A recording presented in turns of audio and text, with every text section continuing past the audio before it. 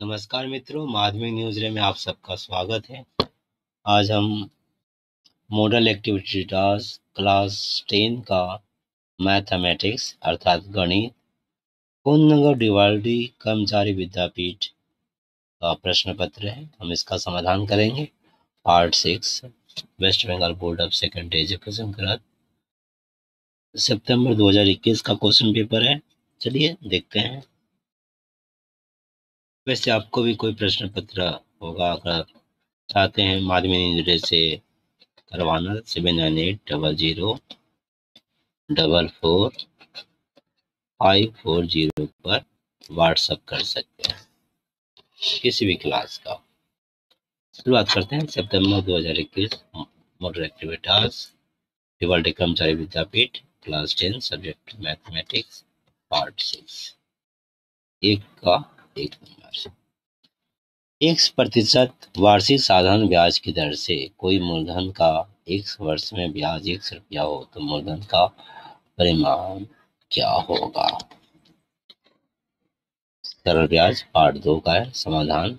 सरल ब्याज का हम सूत्र लिख देंगे, मूलधन गुना समय मूलधन बट्टा 100।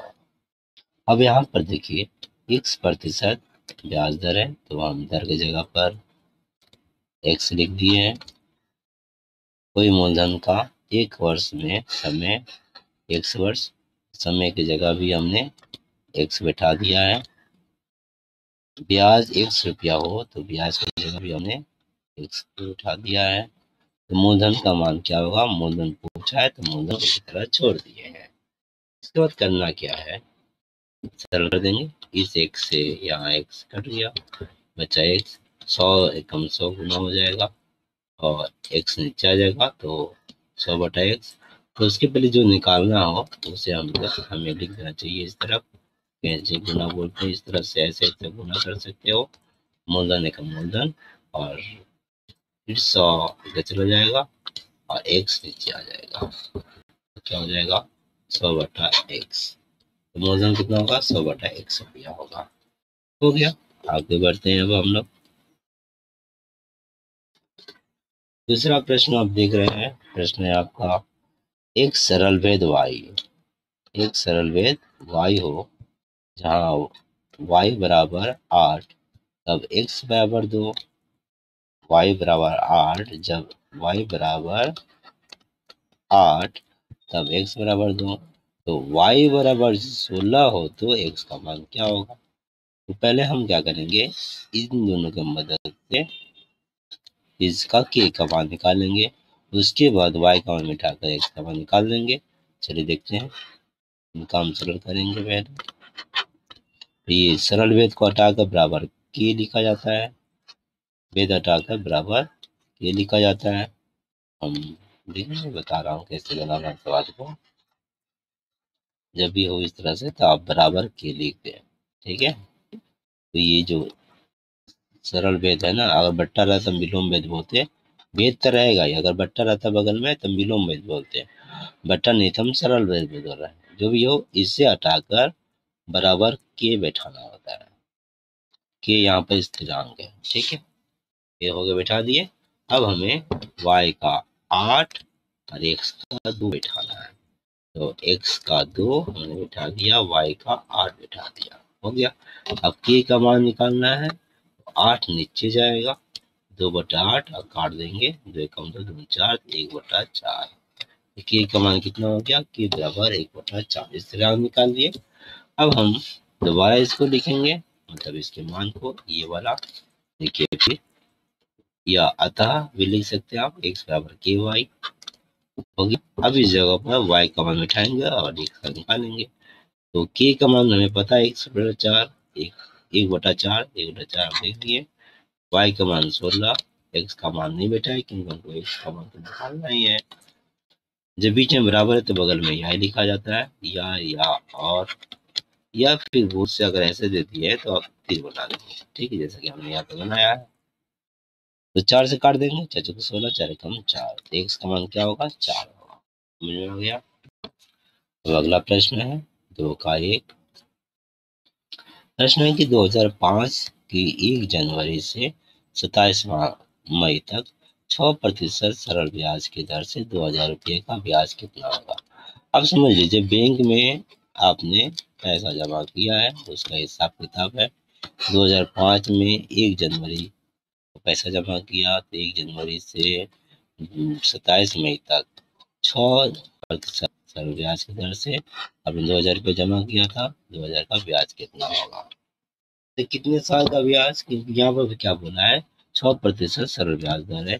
ये वार्षिक 6% सरल ब्याज दर है, या वार्षिक शब्द लिखा भी गया है, यहाँ पर लिख देना चाहिए था। खैर ना भी लिखा हो तो ये वार्षिक है, ठीक है, ये वार्षिक है। और इसी के आधार पर हम समय को भी साल में बदल देंगे। तो समय है 2005, हम जानते हैं 2005 में जनवरी, फरवरी का महीना 28 दिन का होता है। 1 जनवरी से 27 मई तक, 1 जनवरी से जनवरी होगा 31 का, 31 दिन, और फरवरी 28 का होगा, क्योंकि 4 से नहीं कटेगा। 31 जनवरी, फरवरी, मार्च 31। अब अपने अंगूठे को, अंगुलियों को अगर देखें, ऐसे मुट्ठी बंद करेंगे, ठीक है, अंगूठा ये समझ लीजिए, अगर मुट्ठी बंद करेंगे तो इस तरह से आएगा। ये हो गया आपका जनवरी, वैसे गुने ये आपका जनवरी 31, फिर गड्ढा पड़ा, फिर फरवरी, फिर गड्ढा नहीं, जनवरी, फरवरी गड्ढा में पड़ा, फिर मार्च, जनवरी, फरवरी, मार्च, फिर अप्रैल, फिर मई, जून, फिर जुलाई। जब जब ऊंचा आता है ना तो 31 होता है, और जब जब खाल होता है तो 30 होता है, सिवाय आपका फरवरी का महीना के छोड़कर, क्योंकि 28-29 का होता है, ठीक है। अधिवर्ष जब 4 से कट जाता है, अधिवर्ष होता है। यहाँ पर उसी हिसाब से देखिए, जनवरी, फरवरी, मार्च, अप्रैल, अब मई तो है ही, 27 मई तक का निकालना है, तो आपको 27 लेना चाहिए। यहाँ एक को ले सकते हैं, पर यहाँ पर आखिरी वाला नहीं लिया जाता है, तो 26 तक कर लेंगे तो 146 दिन। यहाँ पर सिर्फ यही समझना है कि आपको 27 तक नहीं लेना है, एक कम लेना है, ठीक है।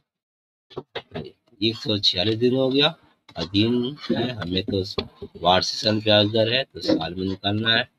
365 से भाग करेंगे तो ये साल में बदल जाएगा। 365 दिन का 1 साल होता है, हो गया। आगे बढ़ते हैं। अब सरल ब्याज सूत्र लिखेंगे, मूलधन गुना समय गुना दर बटा 100। अब हम एक एक करके बैठा दें। सरल ब्याज पूछ रहा है, यहाँ में कुछ बैठाना नहीं है। मूलधन कितना है, 2000 रुपया, 2000 बैठा दिए, समय आप निकाल दिए, तो 46 बट्टा 365 नीचे लिख दिए। दर 6% है, तो 6/100 हो गया। वैसे यहाँ 6 लिखना था, 100 तो नीचे है ही। 2 शून्य से 2 शून्य कट गया, हो गया। इसके बाद 146 और 365 को हम 73 से काटेंगे, 2 बार में आएगा आपका 73 दूनी 146, 73 5 365, 5 से फिर 5 का 20, 4 आया, ठीक है। यहाँ 6 है, 4 6 गुना कर देंगे, 6 चौके 24 होगा ना, 48 नहीं होगा, 6 चौके 24 होगा, तो यहाँ गलती हो गया। 6 चौके 24 हो जाएगा,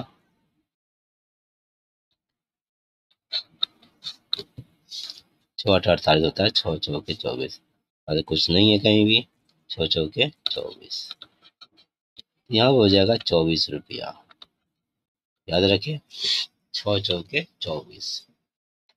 यहाँ पर कुछ भी अच्छा नहीं, अरे भैया यहाँ 2 है, 2 है, 24 24 नहीं 48, ठीक है, मैं समझा कि वहां दिखाई नहीं दिया था, ठीक है। 48 है, समझ में आ गया। 6 है, यहाँ 2 है, क्योंकि यहाँ काटा गया जब 73 से 2 बार में, 6 दूनी 12, बाजू के 48 रुपया होगा, हो गया। तो आगे बढ़ते हैं। यहाँ पर सिर्फ ये समय निकालना ही एक खेल था, समय निकाल दिए, उसके बाद आपका काम आगे हो गया। अब आते हैं दूसरा नंबर सवाल, 2 का 2। ये पार्ट 1 से है, साधारण रूप को यहाँ पर दे रख रहे हैं, x² + 8x + 2 = 0। समीकरण का मूल a और b 2 मूल है, तो 1/अल्फा/1/बीटा का मान क्या होगा? इसको अल्फा और बीटा बोला जाता है। मान क्या होगा? ये दोनों मूल है तो मान क्या होगा? तो हम चलिए इस शॉर्ट क्वेश्चन बनाने के लिए सासू मान नहीं, पहले आप साधारण रूप लिख दे, सूत्र बैठा है, मान बैठा है, हल कर दे। तो यहाँ पर आते हैं पहले समाधान। हम देख लेंगे कि साधारण रूप है कि नहीं। एकदम साधारण रूप है, बता दिए साधारण रूप है, ठीक है। अब आते हैं सवाल में, इसका मान निकालना है तो जोड़ दिए 1/अल्फा प्लस 1/बीटा। जोड़ेंगे तो गुना हो जाएगा alpha beta plus alpha. Alpha से भाग करेंगे तो बीटा आएगा, बीटा आएगा बीटा, बीटा से भाग करेंगे अल्फा बचेगा, अल्फा आएगा अल्फा। ये तो हो गया, दोनों का जोड़ घटाओ। अल्फा से भाग करेंगे बीटा, बीटा आएगा बीटा, बीटा से भाग करेंगे अल्फा, अल्फा आएगा बीटा, ठीक है। अभी दोनों मूल है, पहला मूल दूसरा मूल हो गया, दो मूलों का योग, दो मूलों का गुना।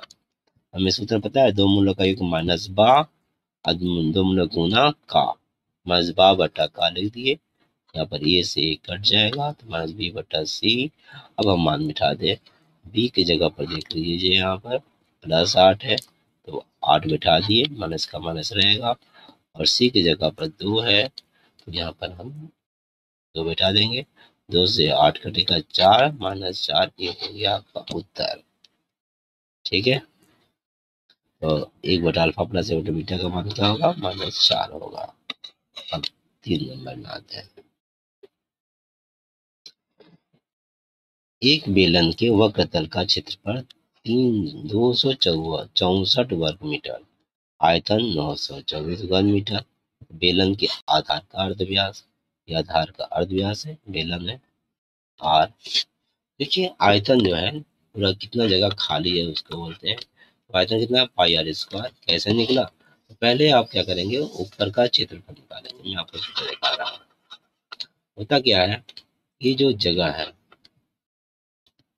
ये कितना फैला हुआ है, आधार का क्षेत्रफल, इतना वो फैला हुआ है क्षेत्रफल, उसको अगर ऊंचाई गुना कर देंगे, क्षेत्रफल होता है पाई आर स्क्वायर, क्षेत्रफल में अगर ऊंचाई गुना कर देंगे एच, ये आयतन निकल जाएगा। तब पाई आर स्क्वायर एच कितना आयतन दिया होगा? 924। अब रहेगा, बोला गया है कि आयतन हो गया, वक्र का क्षेत्रफल, मतलब किनारे का क्षेत्रफल। तो किनारे के क्षेत्रफल के लिए आपको क्या करना है, किनारे का क्षेत्रफल के लिए परिसीमा देख रहे हैं, ये परिसीमा का क्षेत्रफल निकालना है और फिर ऐसे गुना कर देना है। तो परिसीमा आप जानते हैं 2 पाई आर एच, 2 पाई आर होता है, 2 पाई आर, इसमें एच गुना कर देंगे तो ये जाएगा वक्र तल किनारे का क्षेत्रफल। यहाँ पर 2 पाई आर एच और 264, ये पूरा हो गया। अब आते हैं हम, यहाँ पर हमने अर्धव्यास का जल्दी में से लिख दिया था तो इसको जरूरत नहीं लिखने का।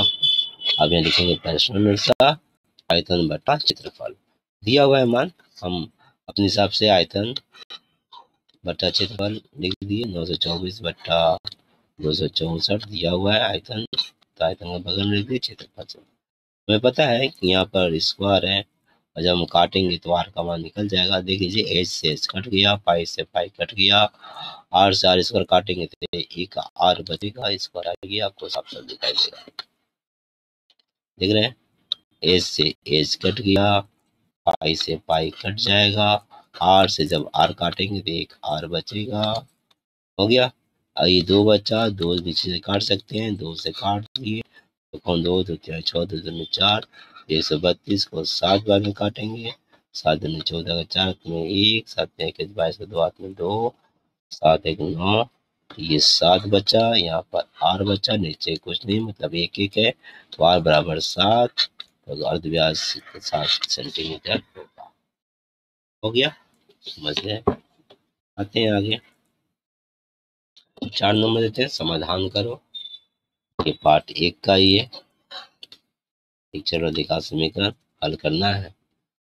सीधा सा देख रहे हैं आप, इसे ये है फिर इसका 6 गुना ये है और 1 है वहां। इसमें क्या किया गया है, इसको यहीं रखा गया है और इनको इधर भेज दिया गया है, तो माइनस करके आ जाएंगे। तो देखिए इस तरह 1 माइनस ये आ गया, इसके बाद क्या किया गया आप देख रहे हैं, इनसे इनका गुना एक बार में x+1 माइनस पूरा का पूरा उसी तरह देखिए minus plus minus minus minus plus आ गया।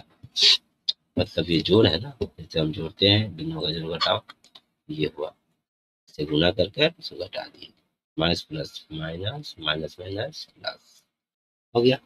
अब इधर आते हैं, इधर हमने क्या किया है, अब देख रहे हैं उसी तरह उतार दिया गया है। अब यहाँ सारा करेंगे, एक से x कट जाएगा, +2 +2 4 आ गया, ठीक है। अब यहाँ 6 था सामने देख रहे हैं, तो इस 6 को 4 से काट दिया गया, 2 दूनी 4 2 3 6। फिर अगला स्टेप नीचे आते हैं, अगला स्टेप में क्या किया गया है, ये 3 से इसमें गुणा किया गया है और 2 से इसमें, पहले 3 से 3 3। अच्छा उसके बाद यहाँ पर भी देख लीजिए थोड़ा सा, तो गौर से इस जगह को ध्यान से देखिए, गलती हो सकता है। अब ये जो 3x+2 x+2 में गुना करना है ना, यह समझिए a plus B a minus B का सूत्र है, a plus B a minus B. अब क्या होता है a square minus B square, है ना। यहाँ पर भी देखिए a minus B a plus B जैसा है, a square minus B square, तो a square minus b square कर दिया है, 3 बाहर है 12 उठा दिया गया, हो गया। अब इधर से गुना करेंगे 2 से 2x और 6 दूनी 12। आते हैं आगे, अब हम इसका स्क्वायर करेंगे तो कितना होगा, x स्क्वायर रहेगा, 3 से गुना कर देंगे 3x स्क्वायर, तो दूनी 4 4 3 12, यहाँ पर उतना क्या हुआ है, इस 12 को उस तरफ कर दिया गया और इस 2x को इस तरफ कर दिया गया। देखिए पक्षांतर कर दिए, माइनस का प्लस होगा, प्लस का माइनस हो गया। अब ये -12 + 12 कट के 0 हो जाएगा। यहाँ कॉमन ले लिया गया है, x को बाहर निकाल दिए, एक से गुना करेंगे 3x स्क्वायर, एक से इसमें गुना करेंगे तो -2, ठीक है 2x हो जाएगा, इसमें जो गुना करेंगे तो एक से भाग करेंगे, एक से कट जाएगा, फिर एक से भाग करेंगे, ठीक है। अभी हो गया आपका गुणनखंड, यानी कि x बराबर 0 या फिर इसके बराबर 0 होगा, क्योंकि जब हम दो को के बीच गुना करते हैं और 0 आता है, इसका मतलब कोई ना कोई एक 0 होगा। जैसे 5 में 0 गुना करेंगे तो भी 0 होगा, या 2 में गुना किए हैं तो x के बराबर 0 होगा या फिर 3x/2 बराबर 0 होगा। इसलिए हम या तो लिखेंगे x बराबर 0 अथवा 3x/2 बराबर 0। तो यहाँ पर 3x-2 को उधर कर देंगे, +2 हो जाएगा, x बराबर 3 नीचे आ जाएगा, इधर का गुना इधर भागा 2/3 0, 2 मान आ गया, x बराबर का मान 0 और x का मान 2/3, 0 और 2/3 ये दो मूल का मान हो गया। तो ये समझे हम, सरल करो था। 3 नंबर का आता है परीक्षा में भी। 5 नंबर, यदि x बराबर √7 + √6 हो तो x³ और इसका उल्टा 1/x³ का जोड़ का मान क्या होगा। तो x³ + 1/x³ x और इसका उल्टा का मान में सूत्र बता है a³ + b³ का, वही सूत्र उठाया गया है, a + b का होल क्यूब -3ab + ab हो गया। ये सूत्र है, मैं आपको इस रूप में दिखा दे रहा हूँ सूत्र के रूप में, जो आपको याद होगा और याद नहीं होगा तो कर लीजिए। a³ + b³, a + b का होल क्यूब क्या होता है, a + b का होल क्यूब का सूत्र सीधा सा है, माफ कीजिएगा ये वाला सूत्र नहीं लगाना, हमको दूसरा सूत्र लगाना है। a³ + b³ दिया हुआ है, तो a³ + b³ क्या होगा, a + b का whole cube -3ab a + b, देख रहे हैं, a + b का होल क्यूब, यहाँ b 1/q है और 1/x है और a की जगह पर x है, तो a + b का whole cube -3x + x + 1, b का x + 1 हो गया। खैर x x कट जाएगा, तो x + 1/x का मान क्या होगा, तो हम उसको उल्टा को जोड़ेंगे मान क्या होता है, देखिए x का मान क्या था, यहाँ पर दे दिया गया x का मान, और इसका उल्टा ठीक यहाँ पर प्लस का माइनस हो जाएगा ऑपोजिट में, ठीक है। ये ना इसका उल्टा यह माइनस हो जाता है, बीच में माइनस हो गया, ये प्लस माइनस कट जाएगा, जोड़ेंगे तो √7 2√7 होगा। इसका मान हम बराबर निकाल दिए 2√7, यहाँ पर 2√7 बिठा देंगे, होल क्यूब 3, यहाँ पर भी 2√7 हो गया। अब इसको जब तोड़ेंगे तो ऐसे होगा 3 बार, 1 बार 2 बार, मैं तो ये करना नहीं है, आपको मन ही मन समझ लेना है, फिर भी ना समझे तो आप ऐसे समझ लीजिएगा। यहाँ पर देख रहे हैं √7 बाहर निकल जाएगा, तो √7 बाहर निकले तो कितना होगा, 2 दूनी 4, 4 दूनी 8, अब बाहर हो जाएगा 7, 8 गुना 7 होगा, √7 ये अंदर ही रहेगा, 8 7 56, ये देख रहे हैं ये लिखा हुआ है। और यहाँ पर क्या है, 3 तो बाहर है, इसका मान यहाँ लिख दिया गया। फिर आगे देखिए 56 3 से 2 गुना कर देंगे बार बार, 6 7 56, और ये 6, जैसे कि इसको हटाते हैं हम, मान लीजिए 56 a माइनस 6 a, तो ए तो देख लेना, 56 6 घटाएंगे तो कितना 50 होगा, ठीक उसी तरह है 7√7, 56 6 घटा के 50√7, देख रहे हैं ये आपका उत्तर है, समझे। इस तरह से हम इसको बना लिए हैं।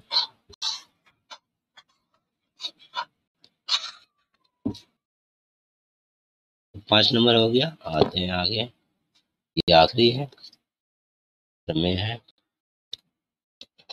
सिद्ध करो कि किसी निर्दिष्ट चाप द्वारा वृत्त के केंद्र पर निर्मित कोण उसी चाप द्वारा शेष परिधि पर के किसी बिंदु पर निर्मित कोण को दोगुना होता है। यहाँ पर ये साधारण प्रतिज्ञा है, साधारण प्रतिज्ञा के 2 भाग होता है, शर्त और सिद्ध। शर्त क्या है उसे हम खोजेंगे। सिद्ध करो कि किसी निर्दिष्ट चाप द्वारा वृत्त के केंद्र पर निर्मित कोण उसी चाप द्वारा शेष परिधि के किसी बिंदु पर निर्मित कोण, यहाँ से ये पूरा आपका शर्त है,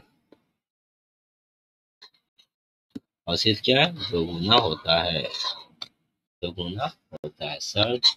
ये शर्त से हम प्रदत्त लिखेंगे और फिर ये सिद्ध लिखेंगे। चलिए हम चित्र बनाते हैं सर से, ये चित्र बना दिए किसी निर्दिष्ट चाप द्वारा, साफ कर दो, किसी निर्दिष्ट चाप द्वारा वृत्त के केंद्र पर निर्मित कोण, वृत्त के केंद्र पर निर्मित कोण वो है ए ओ बी, देख रहे हैं, उसी चाप द्वारा शेष परिधि पर निर्मित कोण ए सी बी, चाप ए पी बी।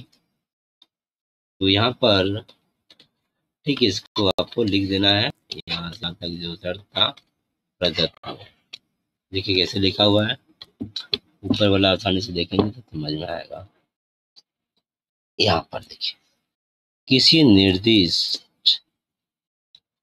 चाप द्वारा वृत्त के केंद्र पर तो निर्मित को वृत्त बोला गया है, हम वृत्त कब कहेंगे, ओ केंद्र वाले वृत्त, हो गया, ओ केंद्र वाले वृत्त के, ये निर्दिष्ट चाप है, देखेंगे चाप A P B, A P B, हाँ, केंद्र वाले वृत्त के चाप ए पी बी, या चाप पहले निर्दिष्ट की जगह लिख देंगे, चाप किसी निर्दिष्ट चाप ए पी बी द्वारा वृत्त के केंद्र, वृत्त के केंद्र पर क्या है, ओ है, तो वो लिख देंगे वृत्त के केंद्र ओ पर निर्मित कोण, कोण का नाम क्या होगा, A D B, A O D, A O D, A O D बोलेंगे यहाँ से, ठीक। उसी चाप द्वारा निर्दिष्ट परिधि के कोण, अच्छा मैं यहाँ पर जो बताना चाह रहा हूँ वो समझिए, यहाँ पर से ही हमने पूरा नृत्य का लिखा है, सिर्फ वृत्त था तो वृत्त को हमने अपने से लिखा है ओ केंद्र वाले वृत्त, यहाँ लिखना, जब भी वृत्त रहेगा तो आप लिखेंगे ओ केंद्र वाले वृत्त, ये आपको लिखना है, ओ केंद्र वाले वृत्त, वृत्त संबंधी पद में जितना है उसमें लिखना है आपको, ये वाला पहले स्टार्टिंग में ओ केंद्र पर वृत्त। अब आते हैं आगे, देखिए किसी निर्दिष्ट, इसके जगह पर हम लिखे हैं ओ वृत्त के चाप, चाप है ना, चाप ए पी बी, चाप ए पी बी हो गया यहाँ से यहाँ तक। तो देखिए द्वारा वृत्त के केंद्र, केंद्र के बारे में लिखेंगे, केंद्र का है द्वारा वृत्त के केंद्र ओ को लिख दिए, और निर्मित कोण, अब निर्मित कोण कौन है, ए ओ बी, और निर्मित कोण ए ओ बी लिख दिए, ए ओ बी हो गया। अब यहाँ पर हम तथा करके आगे जोड़े हैं, उसी चाप द्वारा, तथा उसी चाप द्वारा शेष परिधि, शेष परिधि के किसी बिंदु, किसी की जगह तो मान लिए हैं सी बिंदु, शेष परिधि क्या, सी बिंदु, हाँ, पर निर्मित कोण, निर्मित कोण को कहाँ लिखेंगे, ए सी बी, ए सी बी है, क्योंकि यहीं तक लिखना था, यहाँ तक हम लिख चुके हैं, हो गया, हो गया। तो गुना होता है, अब यहाँ पर सिद्ध लिखना, अतः सिद्ध करना है कि, क्या सिद्ध करना है कि जैसा बोला गया है, इसका ये दोगुना है कि ए O B, A O B ए इसका दोगुना है, तो कौन ए सी बी, ये दोनों इसका दो गुना, ये ओ बी हो गया।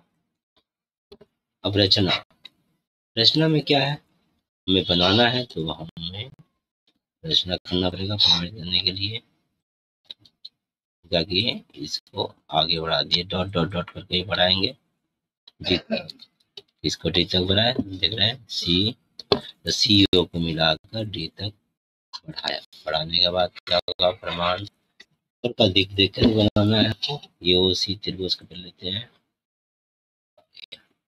ए ओ सी, ठीक है, इसको तीनों को देखेंगे तो क्या पता चलेगा, देखिए ए ओ सी में अर्ध व्यास है, अर्ध व्यास का मान बराबर होता है, तो इसके सामने का कोण ये, इसके सामने का कोण भी बराबर होगा, इन दोनों कोण बराबर लेकर हम, ये 22 कोण है, ये उसका बराबर ये होगा, इसी को लिखा गया है, यो सी में ओ ए और ए की वृत्त का व्यास है, ओ सी पर ये कोण, 22 को इतना बराबर इतना जोड़ देंगे, क्यों, बराबर टू ओ सी ए, हमें ओ सी ए ऊपर का परिधि और इधर का, ये दो काम है ना, इसी को यहाँ ले लिया। अब इस तरफ से भी उसी तरह करेंगे, तो उसी तरह से प्राप्त किया जा सकता है कि कौन बी ओ डी, इधर जो का टू ओ सी बी, अब जोड़ देंगे ए ओ डी या बी ओ सी, देखिए ए ओ डी और बी ओ डी इधर का जोड़ेंगे, इधर ऊपर वाला तो ये दोनों जुड़ेगा,